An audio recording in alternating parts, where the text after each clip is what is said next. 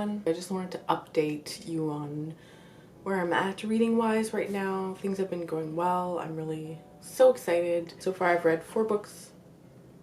We're the 21st of January, so I've read 4 books. I'm well on my way to reading the 50.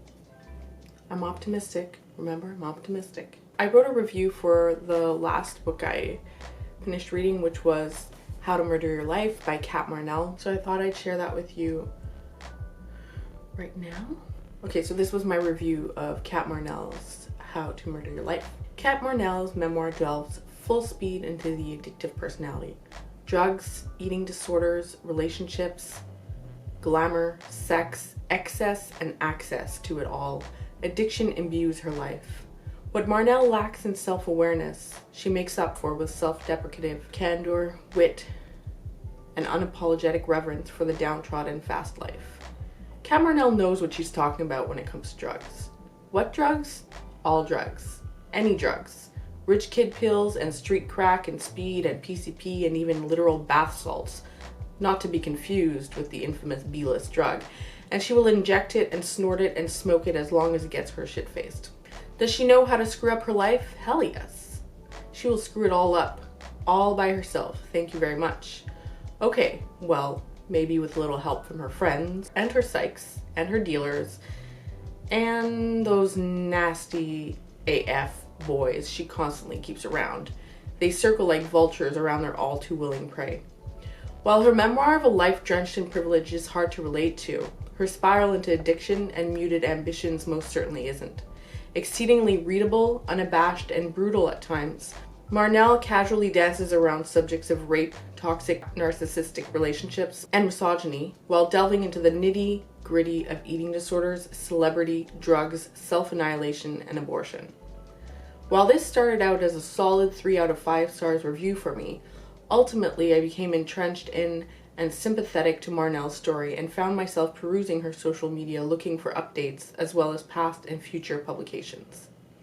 I regret no longer being able to access the now defunct XO Jane, and while I don't think this is the best memoir ever written, the nature of memoir, at least for me, is that it doesn't have to be the best for it to be readable and valuable.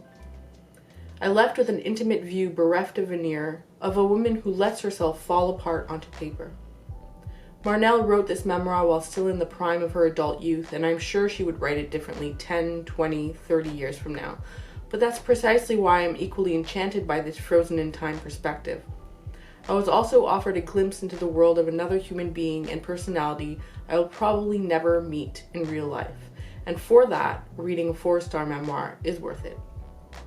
Some caveats worth mentioning, whether it's due to her privilege, like for example $1,000 a day rehab centers, huge family bailouts, white-centric beauty, doe-eyed, blonde-haired, and sub-100-pound frame, or her youth and naivete, it's hard to say.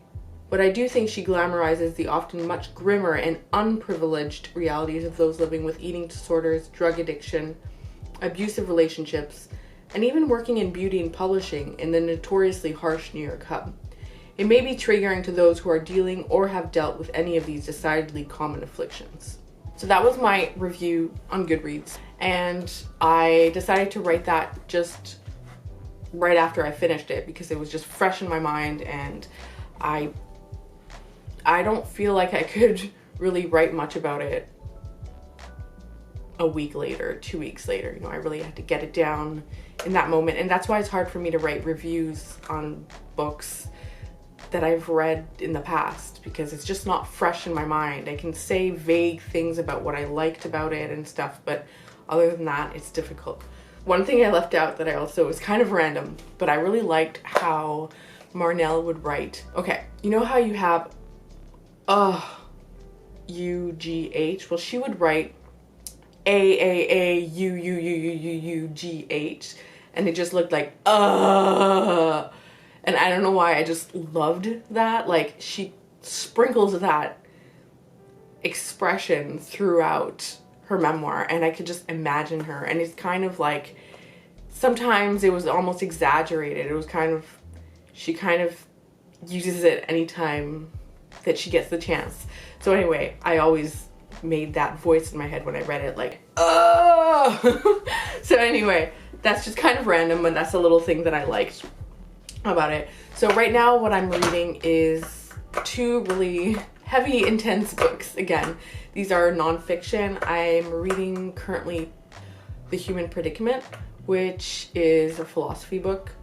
David Benatar is a philosophy professor, and I didn't know anything about him when I picked it up, but I soon found out that he's known for his anti-natalist views. So, you know, he doesn't believe in that we should be procreating at all, and so far he has quite a pessimistic view of the world and our purpose here. So I find that really interesting. Anyway, I'm gonna keep reading it and we'll see how it goes. So far I do find him a little pessimistic, but that's okay. I love reading to find out another person's point of view.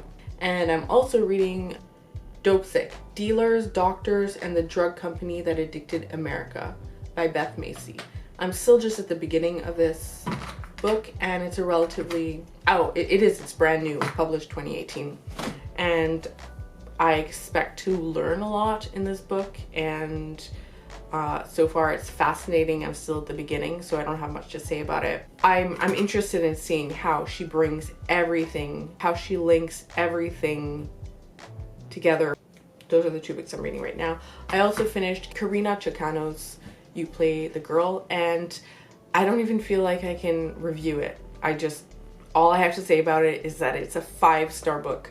I consider it a must read. There's a little over 20 essays in her book, and they're feminist essays that often look at pop culture, mostly pop culture. It's like part pop culture analysis, critique from a feminist perspective, as well as part memoir.